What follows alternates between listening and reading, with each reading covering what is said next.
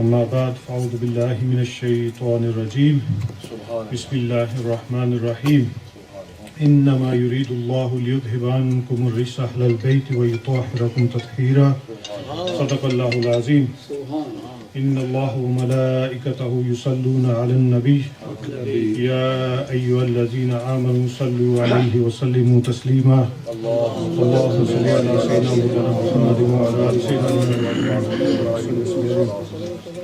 الصلاة والسلام عليك يا سيدي يا رسول الله وعلى آلك وأصحابك يا حبيب الله الصلاة والسلام عليك يا سيدي يا رسول الله وعلى آلك وأصحابك يا رحمة للعالمين.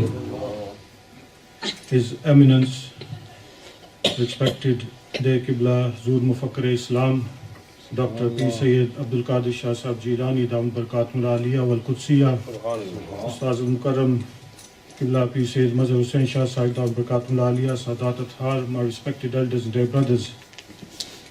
Normally, I don't speak in front of the greatest mujaddid of our time, because even the most knowledgeable of individuals come and stand here and their legs shake.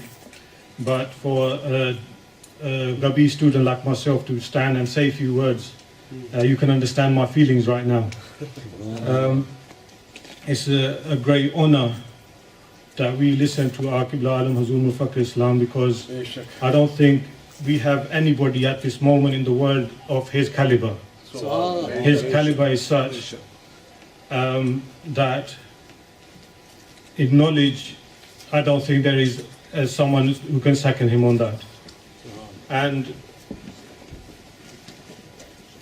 his teachings are all around, and you've seen even the ulamas that come, an uneducated individual takes a lot from them. But when the scholars come, the same thing they listen and they take a lot of meaning from that as well.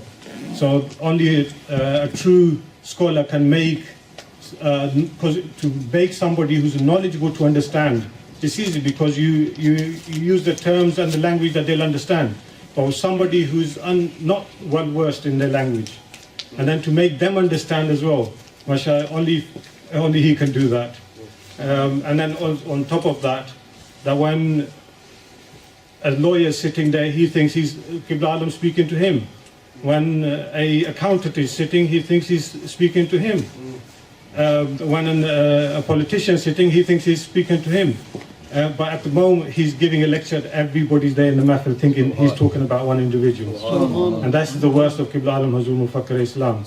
Now, Qibla Ustaz Mukarram mentioned at the beginning that a mahfil is not,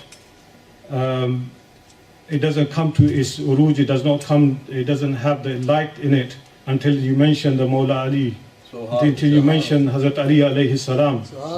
And the ayah which I recited in the beginning, Allah Azza wa Jal says, إِنَّمَا يُرِيدُ اللَّهُ لِيُذْهِبَ عَنْكُمُ الرِّجْسَ أَهْلَ الْبَيْتِ وَيُطَهِّرَكُمْ تَطْهِيرًا. That indeed Allah has, just give the last bit, that He's purified you a thorough purification. That is Allah's intention, only Allah's intention, that He has, that He takes away and purify you a thorough purification. Now, Hazrat Ali alayhi salam, that I'm making a link with Hazrat Ghos Pak and Hazrat Ali alayhi salam, that both of them, when they were as babies, both of them had knowledge of what they were doing. Subhanallah. The both of them had knowledge. And how is that? One, Hazrat Ali Karamallah Wajhul Kareem, when he was born, he did not open his eyes.